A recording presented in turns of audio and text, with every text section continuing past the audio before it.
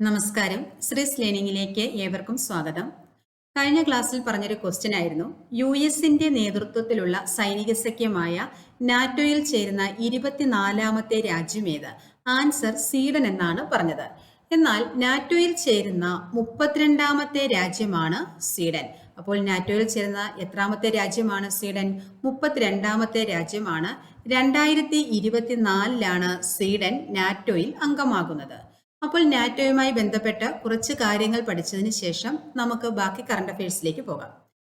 NATO രൂപീകൃതമായത് 1949 April 4-നാണ്. അപ്പോൾ 1949 ഏപ്രിൽ 4-ന് നിലവിൽ വന്ന ഒരു സംഘടനയാണ് ഇത് നാറ്റോ. നാറ്റോ എന്നാൽ നോർത്ത് അറ്റ്ലാന്റിക് ട്രീറ്റി ഓർഗനൈസേഷൻ എന്നതാണ്. എന്താണ്? നോർത്ത് അറ്റ്ലാന്റിക് ട്രീറ്റി ഓർഗനൈസേഷൻ എന്നതാണ്. 1949 ഏപ്രിൽ 4-ന് നിലവിൽ വന്നു. ഇപ്പോഴത്തെ അംഗസംഖ്യ 32 എന്നാൽ ഈ നാറ്റോ 1949 ഏപ്രിൽ 4-ന് നിലവിൽ വരുമ്പോൾ 12 അംഗരാഷ്ട്രങ്ങളായിരുന്നു ഉണ്ടായിരുന്നത്. 12 രാഷ്ട്രങ്ങളായിരുന്നു നാറ്റോയിൽ ആദ്യമായിട്ട് ഉണ്ടായിരുന്നത്. ഏതൊക്കെ രാഷ്ട്രങ്ങളാണെന്ന് നോക്കാം. Belgium, Canada, Denmark, France, Iceland, Italy, Luxembourg, Netherlands, Norway, Portugal, United kingdom, United States എന്നീ 12 അംഗങ്ങളായിരുന്നു നാറ്റോയിൽ ആദ്യമേ ഉണ്ടായിരുന്നത്. ബെൽജിയത്തിലെ ബ്രസൽസ് ആണ് ആസ്ഥാനം. നാറ്റോയുടെ ആസ്ഥാനം എവിടെയാണ്? ബെൽജിയത്തിലെ ബ്രസൽസിലാണ് നാറ്റോയുടെ ആസ്ഥാനം. 2024 75 വർഷം തികച്ച ഒരു സംഘടനയാണിത് നാറ്റോ.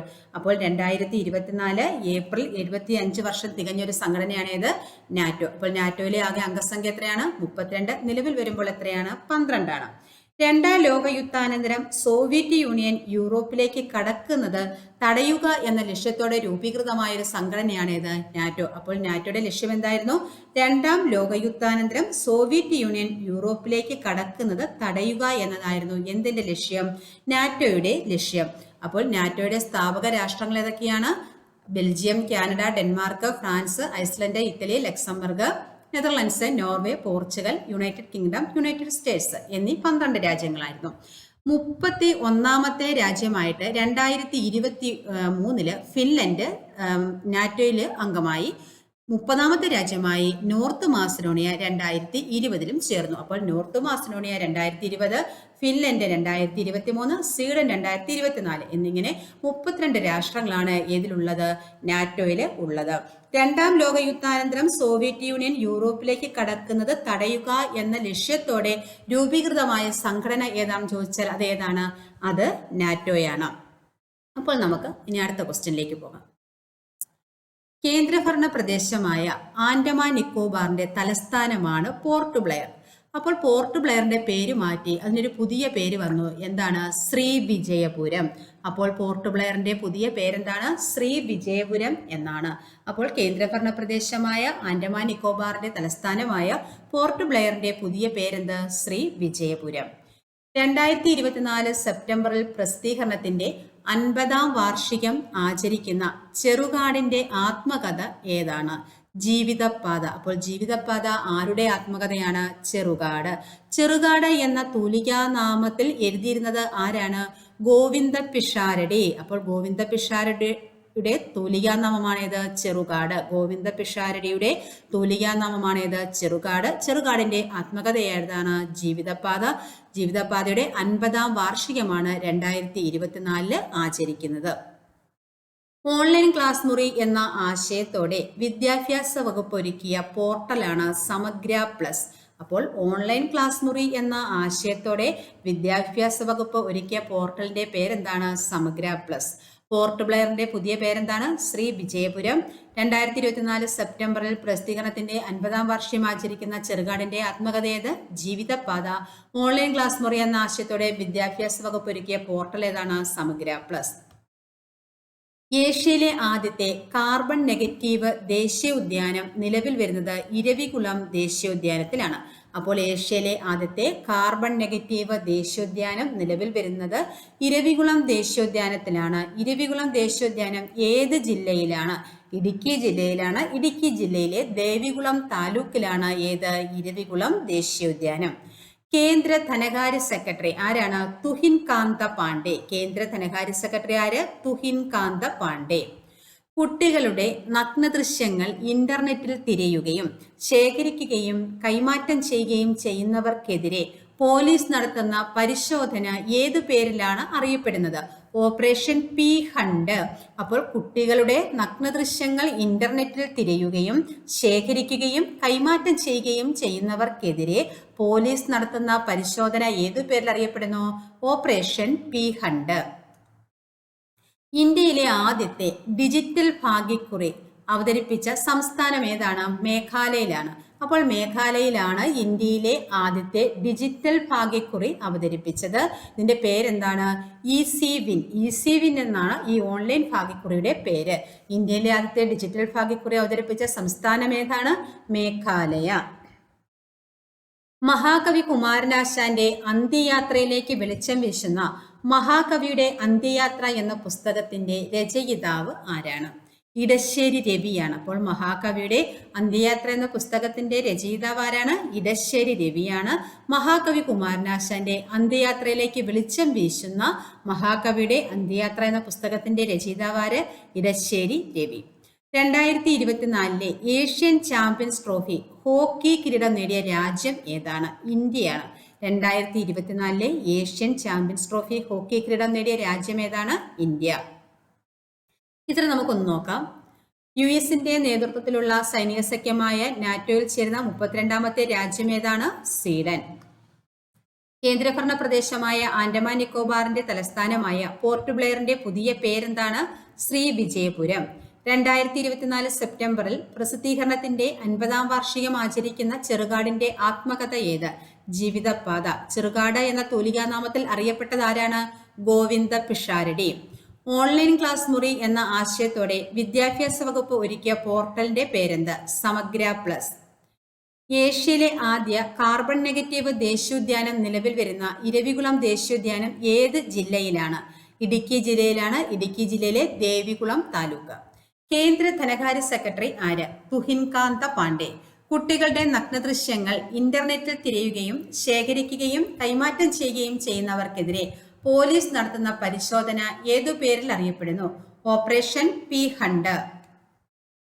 ഇന്ത്യയിലെ ആദ്യത്തെ ഡിജിറ്റൽ ഭാഗ്യക്കുറി അവതരിപ്പിച്ച സംസ്ഥാനം ഏത്? മേഘാലയ. ഓൺലൈൻ ഭാഗ്യക്കുറിയുടെ പേര് ഈസി വിൻ. മഹാകവി കുമാരനാശാന്റെ അന്ത്യയാത്രയിലേക്ക് വെളിച്ചം വീശുന്ന മഹാകവിയുടെ അന്ത്യയാത്ര എന്ന പുസ്തകത്തിന്റെ രചയിതാവ് Edassery Ravi. 2024 Asian champions trophy hockey കിരീടം നേടിയ രാജ്യം ഏത്? ഇന്ത്യ. ദേശീയ വിദ്യാഭ്യാസ നയപ്രകാരം രാജ്യത്ത് ആദ്യ വിദേശ സർവകലാശാല ക്യാമ്പ് സ്ഥാപിക്കുന്നത് ഗുരുഗ്രാമിലാണ്. അപ്പോൾ ദേശീയ വിദ്യാഭ്യാസ നയപ്രകാരം രാജ്യത്ത് ആദ്യത്തെ വിദേശ സർവകലാശാല ക്യാമ്പ് സ്ഥാപിക്കുന്നത് എവിടെയാണ്? ഗുരുഗ്രാം. ഇന്ത്യൻ വ്യോമസേനയുടെ മേധാവിയാണ് air marshal Amarpreet Singh. Air marshal Amarpreet Singh ആണ് ഇന്ത്യൻ വ്യോമസേനയുടെ മേധാവി. ഇന്ത്യൻ വ്യോമസേനയുടെ 28ാമത്തെ മേധാവിയാണ് ആര്? അമർപ്രീത് സിംഗ്. അപ്പോൾ ഇന്ത്യൻ വ്യോമസേനയുടെ മേധാവി ആരാണ്? Air marshal Amarpreet Singh. Indian വ്യോമസേനയുടെ എത്രാമത്തെ മേധാവിയാണ് അമർപ്രീത് സിംഗ്? 28ാമത്തെ മേധാവിയാണ്. മുതിർന്ന പൗരന്മാർക്കുള്ള കേന്ദ്ര സർക്കാരിന്റെ സൗജന്യ ചികിത്സാ പദ്ധതിയാണ് ആയുഷ്മാൻ ഭാരത് പ്രധാനമന്ത്രി ജൻ ആരോഗ്യ യോജന പദ്ധതി. എന്താണ് പദ്ധതിയുടെ പേര്? ആയുഷ്മാൻ ഭാരത് പ്രധാനമന്ത്രി ജൻ ആരോഗ്യ യോജന പദ്ധതി. 70 വയസ്സിന് മുകളിലുള്ള എല്ലാവർക്കും 5 ലക്ഷം രൂപയുടെ സൗജന്യ ചികിത്സാ സഹായത്തിനാണ് കേന്ദ്ര സർക്കാർ അംഗീകാരം നൽകിയത്. അടുത്ത ക്വസ്റ്റ്യനിലേക്ക് പോകാം. ഡൽഹിയുടെ മുഖ്യമന്ത്രി ആരാണ്? അതിഷി മാർലേന സിംഗ്. അപ്പോൾ ഡൽഹി മുഖ്യമന്ത്രി അതിഷി മാർലേന സിംഗ്. വിറ്റ്നസ് ഏത് കായിക താരത്തിന്റെ ആത്മകഥയാണ്? സാക്ഷി മാലിക്. അപ്പോൾ സാക്ഷി മാലിക്കിന്റെ ആത്മകഥയുടെ പേരെന്താണ്? വിറ്റ്നസ്. ഒളിമ്പിക്സിൽ മെഡൽ നേടുന്ന ആദ്യത്തെ ഇന്ത്യൻ വനിതാ ഗുസ്തി താരമാണ് ആര്? സാക്ഷി മാലിക്. സാക്ഷി മാലിക്കിന്റെ ആത്മകഥയാണേത്? വിറ്റ്നസ്. MT വാസുദേവൻ നായർക്കുള്ള ആദര സൂചകമായി അദ്ദേഹത്തിന്റെ കൃതികളെ ആസ്പദമാക്കി തയ്യാറാക്കിയ ലൈറ്റ് ആൻഡ് സൗണ്ട് നാടകം ഏതാണ്? തുടർച്ച. ഏതാണ്? ലൈറ്റ് ആൻഡ് സൗണ്ട് നാടകം തുടർച്ച. MT വാസുദേവൻ നായർക്കുള്ള ആദരസൂചകമായി അദ്ദേഹത്തിന്റെ കൃതികളെ ആസ്പദമാക്കി തയ്യാറാക്കിയ ലൈറ്റ് ആൻഡ് സൗണ്ട് നാടകം ഏതാണ്? തുടർച്ച. സംവിധായകൻ സൂര്യ കൃഷ്ണമൂർത്തി. സംവിധായകൻ ആരാണ്? സൂര്യ കൃഷ്ണമൂർത്തിയാണ്. തുടർച്ചയുടെ സംവിധായകൻ സൂര്യ കൃഷ്ണമൂർത്തിയാണ്. MT വാസുദേവൻ നായർക്കുള്ള ആദരസൂചകമായി അദ്ദേഹത്തിന്റെ കൃതികളെ ആസ്പദമാക്കി തയ്യാറാക്കിയ ലൈറ്റ് ആൻഡ് സൗണ്ട് നാടകം ഏതാണ്? തുടർച്ച. ഏത് മന്ത്രാലയമാണ് 2024 ഫെബ്രുവരിയിൽ ന്യൂഡൽഹിയിലെ ദേശീയ ബാലഭവനിൽ 2 ദിവസത്തെ ഉല്ലാസമേള സംഘടിപ്പിച്ചത്? വിദ്യാഭ്യാസ മന്ത്രാലയം. അപ്പോൾ വിദ്യാഭ്യാസ മന്ത്രാലയമാണ് 2024 ഫെബ്രുവരിയിൽ ന്യൂഡൽഹിയിലെ ദേശീയ ബാലഭവനിൽ ഉല്ലാസമേള സംഘടിപ്പിച്ചത്. K-ലിഫ്റ്റ് ഉപജീവന പദ്ധതി കേരളത്തിൽ ആരംഭിച്ചത് കുടുംബശ്രീയാണ്. അപ്പോൾ കുടുംബശ്രീയുടെ ഒരു ഉപജീവന പദ്ധതിയാണിത് K-ലിഫ്റ്റ്. K-ലിഫ്റ്റ് എന്ന ഉപജീവന പദ്ധതി കേരളത്തിൽ ആരംഭിച്ചത് ആരാണ്? കുടുംബശ്രീ. കിൽക്കാരി പ്രോഗ്രാം ഏത് മന്ത്രാലയത്തിന്റെ കീഴിലാണ്? കേന്ദ്ര ആരോഗ്യ മന്ത്രാലയം. അപ്പോൾ കിൽക്കാരി പ്രോഗ്രാം ഏത് മന്ത്രാലയത്തിന്റെ കീഴിലാണ്? കേന്ദ്ര ആരോഗ്യ മന്ത്രാലയം. 2024 ലോക വനദിനത്തിന്റെ പ്രമേയം എന്ത്? വനങ്ങളും നവീകരണവും മെച്ചപ്പെട്ട ലോകത്തിനുള്ള പരിഹാരങ്ങൾ. അപ്പോൾ 2024 ലോക വനദിനത്തിന്റെ പ്രമേയം എന്താണ്? വനങ്ങളും നവീകരണവും മെച്ചപ്പെട്ട ലോകത്തിനുള്ള പുതിയ പരിഹാരങ്ങൾ. അതിഥി തൊഴിലാളികളെ മലയാള ഭാഷയും സംസ്കാരവും പഠിപ്പിക്കാനായി കേരള സർക്കാർ സംസ്ഥാന സാക്ഷരതാ മിഷനും നടപ്പിലാക്കുന്ന പദ്ധതി ഏത്? ചെങ്ങാതി. അപ്പോൾ എന്താണ് ചെങ്ങാതി എന്ന പദ്ധതി? അതിഥി തൊഴിലാളികളെ മലയാള ഭാഷയും സംസ്കാരവും പഠിപ്പിക്കാനായി കേരള സർക്കാർ സംസ്ഥാന സാക്ഷരതാ മിഷനും കൂടി ചേർന്ന് നടപ്പിലാക്കുന്ന പദ്ധതിയാണിത് ചെങ്ങാതി. 2024 മാർച്ചിൽ ഐസ്ലാൻഡിലെ അഗ്നിപർവ്വതം പൊട്ടിത്തെറിച്ചു. അതിനെ തുടർന്ന് അടിയന്തരാവസ്ഥ പ്രഖ്യാപിക്കുകയുണ്ടായി. ഏത് അഗ്നിപർവ്വതമാണ് പൊട്ടിത്തെറിച്ചത്? റെയ്ക്യാനസ് എന്ന അഗ്നിപർവ്വതമാണ്. എന്താണ് അഗ്നിപർവ്വതത്തിന്റെ പേര്? റെയ്ക്യാനസ്. അപ്പോൾ 2024 മാർച്ചിൽ അഗ്നിപർവ്വതം പൊട്ടിത്തെറിച്ചതിനെ തുടർന്ന് അടിയന്തരാവസ്ഥ പ്രഖ്യാപിച്ച രാജ്യം ഏതാണ്? ഐസ്ലാൻഡ്. ആ അഗ്നിപർവ്വതത്തിന്റെ പേരെന്ത്? റെയ്ക്യാനസ് എന്ന അഗ്നിപർവ്വതമാണ്.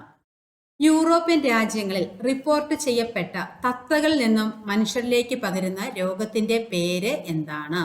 സിറ്റാകോസിസ്. അപ്പോൾ യൂറോപ്യൻ രാജ്യങ്ങളിൽ റിപ്പോർട്ട് ചെയ്യപ്പെട്ട തത്തകളിൽ നിന്നും മനുഷ്യരിലേക്ക് പകരുന്ന രോഗത്തിന്റെ പേരെന്താണ്? സിറ്റാകോസിസ് എന്നാണ്. ഇതൊരു ബാക്ടീരിയ മൂലം ഉണ്ടാകുന്ന രോഗമാണ്.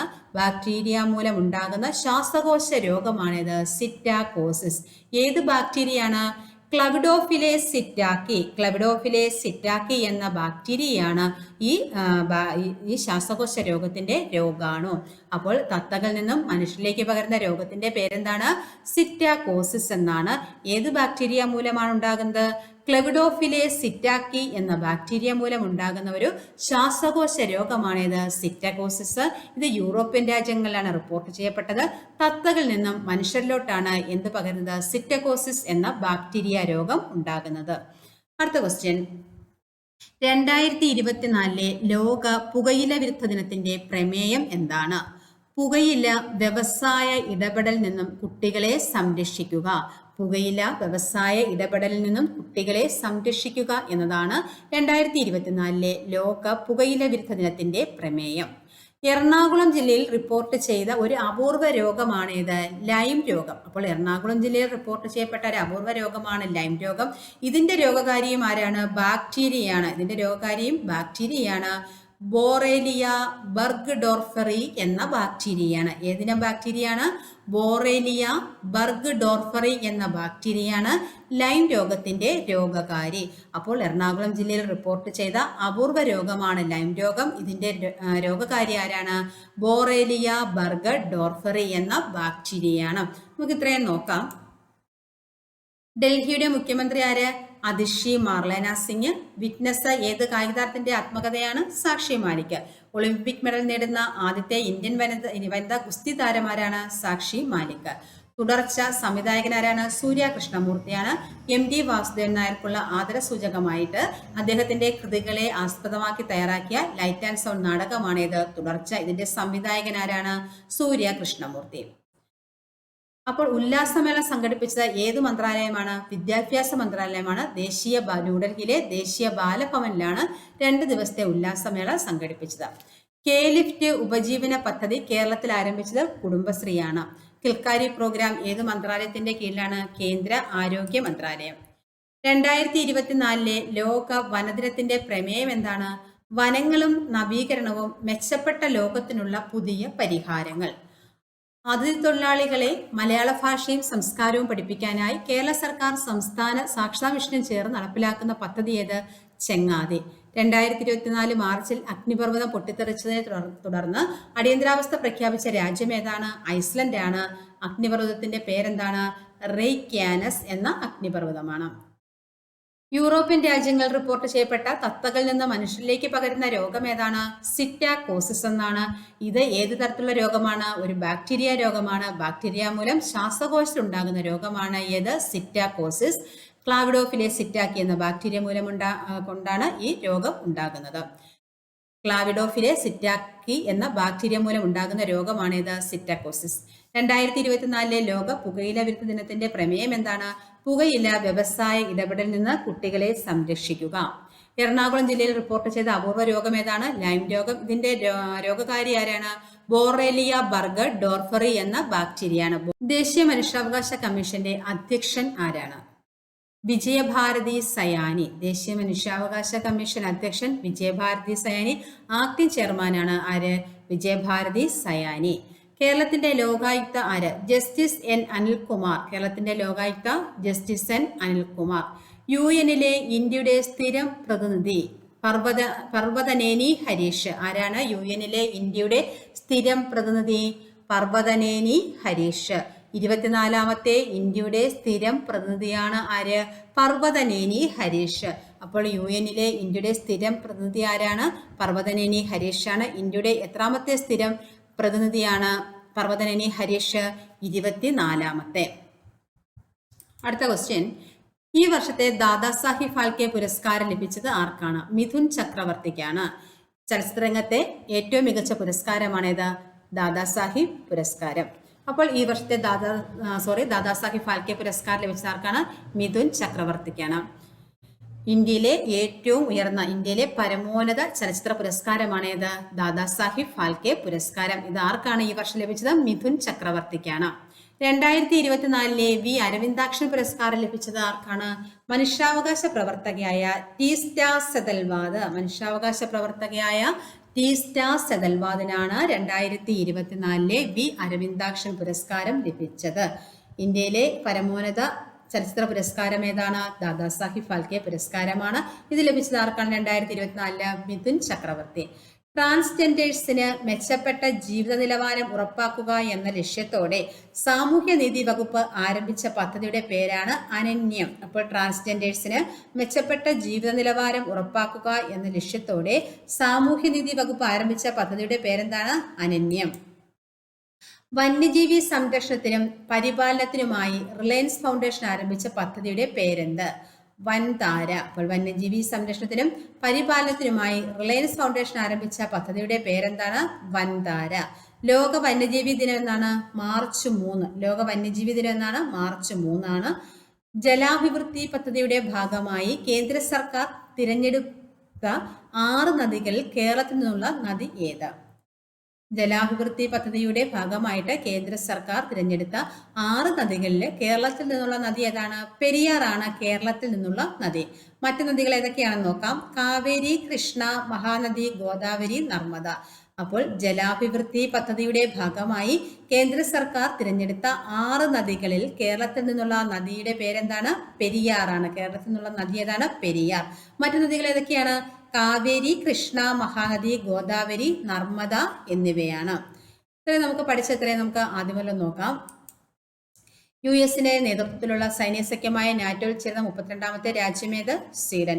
എന്നാണ് നാറ്റോ രൂപീകൃതമായത്? 1949 ഏപ്രിൽ 4. 2024 75 വർഷം തികഞ്ഞു. 31ാമത്തെ രാജ്യം ഏതാണ്? ഫിൻലൻഡ്. 32 സ്വീഡൻ എന്നാണ് 2024, ഫിൻലൻഡ് 2023.